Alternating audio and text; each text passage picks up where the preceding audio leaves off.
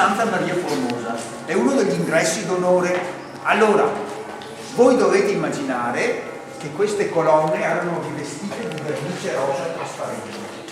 Dovete immaginare che qua si entrava in una nuvola di colore, che era uno sfoggio di ricchezza.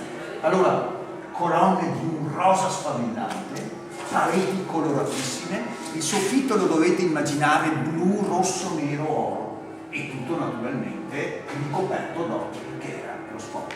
Allora, davanti c'era una scalinata, pensate ai problemi di conservazione di Venezia. C'era l'ospite, arrivava in gondola, saliva la scalinata, poi saliva di nuovo la scalinata e arrivava in questa selva di colori. Adesso guardate le paratoie per proteggervi dall'acqua alta. Sapete cosa vuol dire conservare questa città? È una sfida conservare questa città, difficilissima, perché avete un doppio fenomeno qua.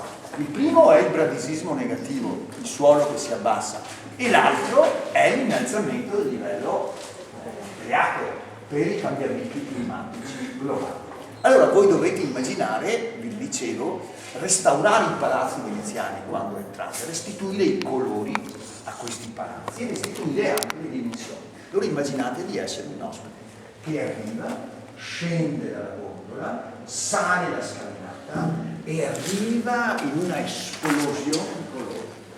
Però state attenti, questo cortile non è un cortile alla veneziana, è il primo cortile al mondo che rifà l'antica casa romana, che rifà il peristiglio delle case romane. Perché ci sono un po' di problemi, arrivo subito, perché i Grimani avevano la mania da Roma. Il discorso lo riposatevi perché dopo non vi darà tanto la